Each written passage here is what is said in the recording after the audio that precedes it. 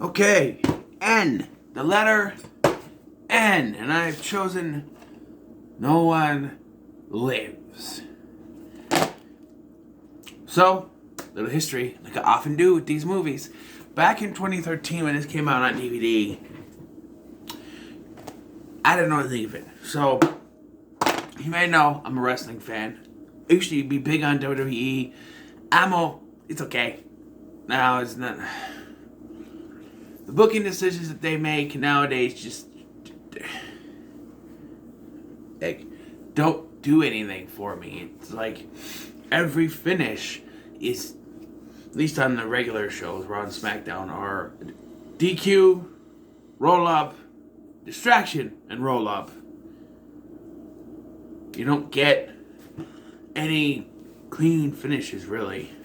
Rarely once in a while, so yeah.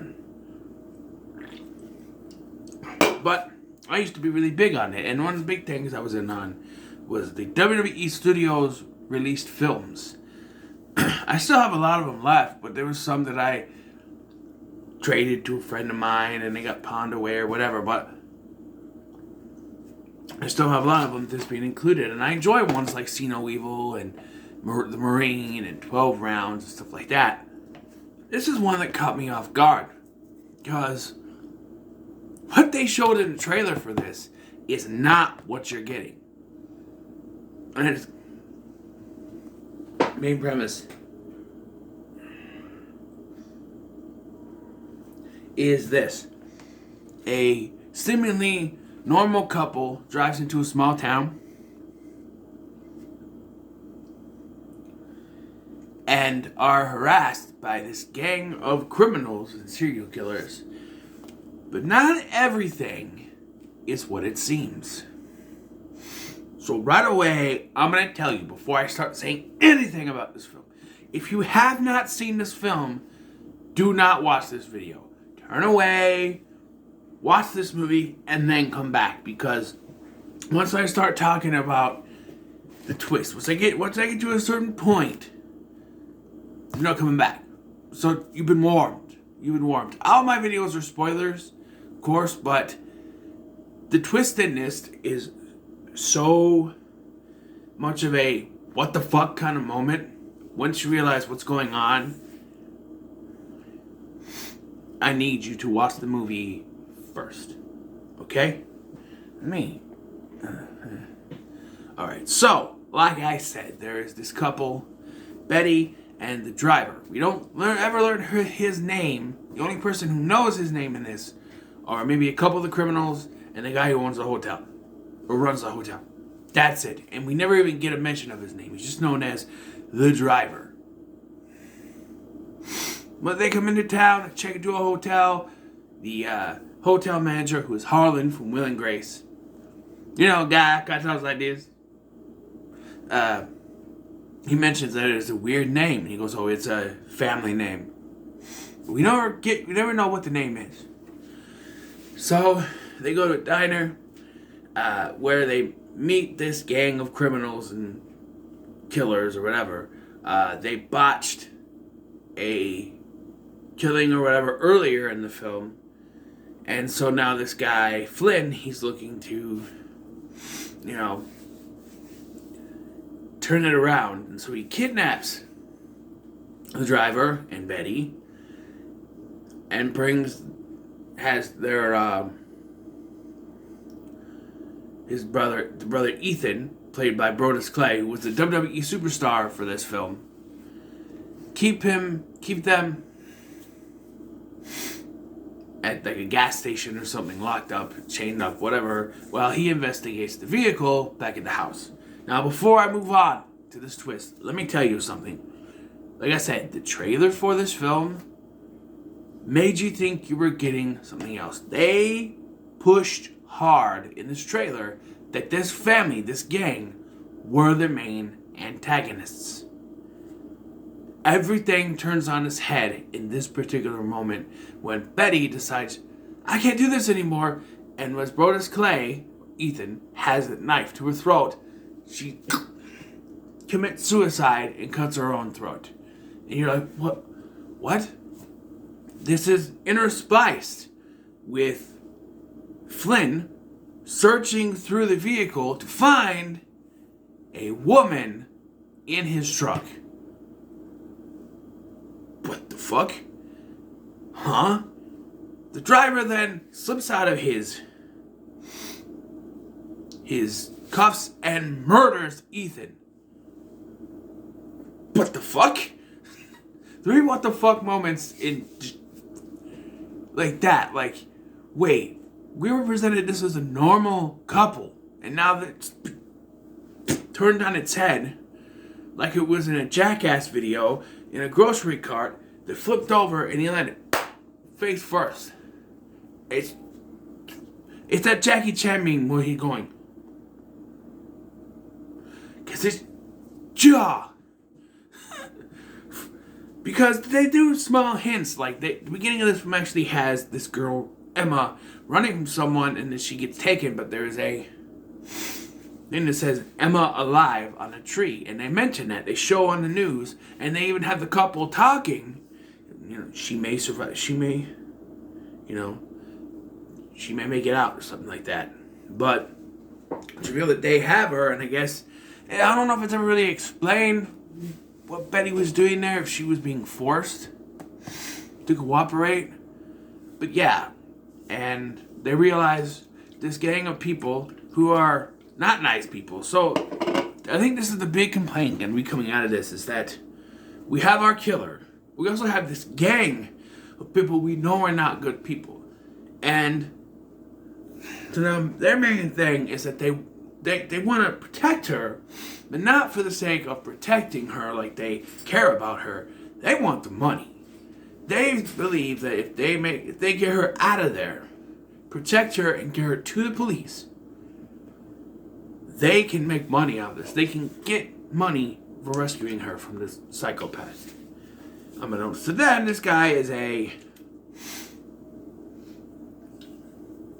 combination of Jason Voorhees and Jigsaw with the traps he sets up. Like, there's one, Lee Tergesen, who plays Hogue. He's the main leader of this group. He opens the door and he gets a grappling hook through him and pulled out. And he's killed. His daughter is there. She ends up getting killed. Everyone. The name of this movie is a spoiler alert because no one lives except for the driver and Emma. And that's it. There's some decent gore in this film, including one because they go to check on Ethan, right? And all they find is Ethan's dead corpse. So they load up his body, which I think they say he's heavy, but he's a fat guy. So they load him up and they bring him back to the compound, and then the camera zooms in on it, and you're like, okay, what's going on here? All of a sudden, the body lifts up, and you're like, and out comes the driver. He was hiding in the dead corpse of the fat guy. Don't ask me how that works, but that's where he was hiding. Another what the fuck moment in this film. But I will say from this moment on, it becomes your stereotypical hunt down the guys and kill people type of movie. It kind of just meshes together, but the beginning of this was really good. And I do kind of like the ending, because once you get to a certain point, it's basically going to be down to him and the girl, with one of the guys still basically alive, and then they're...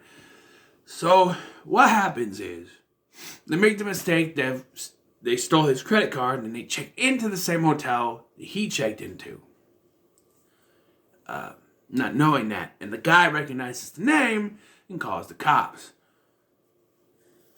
What is it? I think is it Denny Flynn. I think it's whoever it is. Kills the guy.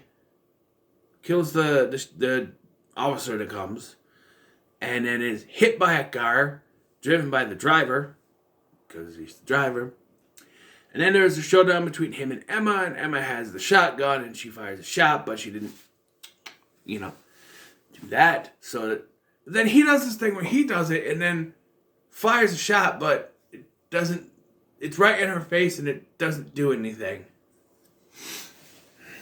And you think, oh, it's not loaded, but then a minute later, after he takes her tracking device out of her, yes, her tracking device, he then shoots the guy and the runner of the hotel, because, he knows his name. So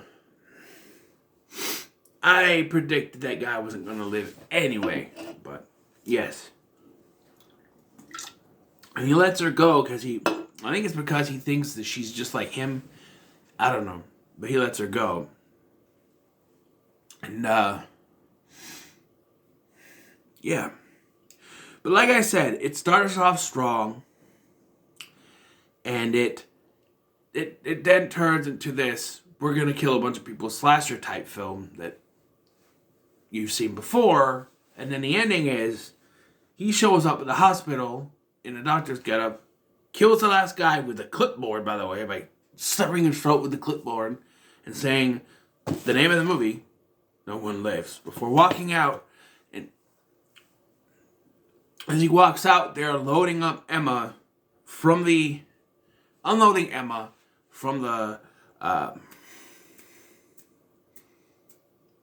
ambulance, couldn't think of the word, and bringing her into the hospital, and he sort of just brushes her arm, and the movie ends. And it's insinuated he's going to keep doing this. But the question is she going to tell the police about him? Or has she changed and she's going to say it was the gang of people? Who knows? But if she does say that, but then that guy in the hospital, and then he's dead. And he's like, there's got to be someone else. So I don't know how that's going to work. If she could blame it on the gang, but then the only living member of the gang has been murdered, so who did it? Right? I don't know. Oh, she could just say, I got away. He stabbed me, but I was able to get away. And she could say that due to trauma, she doesn't remember what he looks like. It works, I guess, but there's an ending. Insinuating, I thought we were going to get a sequel. No One Lives 2, or No One Still Lives, Still No One Lives, No One Lives Again. I don't know. But yeah, that was a decent film. If I have to, give it a rating, I'd say it's middle of the road. Because like I said, it starts off strong, a whole bunch of what the fuck moments, and then it just becomes your typical slasher, we're going to kill everyone thing, including the chick from the Friday the 13th remake who also dies naked in this. I think, is she naked? I know she's in the sleeping bag, she gets burned, but is she naked when she lands out of it? I don't know. She's in the shower, she gets choked and murdered naked, and they have her even strapped up, strategically placing the shower curtain over the vajayjay so we don't see anything, and she's just, And you can think the filmmakers did that, but then when you think, wait, this guy choked her and then did just so happen to land like that, where it's covering up her JJ, I don't know. Then how would she still be standing? Did he wrap her in? I don't know. It's a weird kill, but like I said, there's some decent gore, but it just boggles down to that. Okay, we did a cool moments at the beginning, but now we have to kill everyone, and it becomes a typical slasher. And then the ending where he lets her go, and you think, well, she's dead, especially since he has the rifle. But he lets her go. Why? I don't know. But yeah, middle of the road for me. So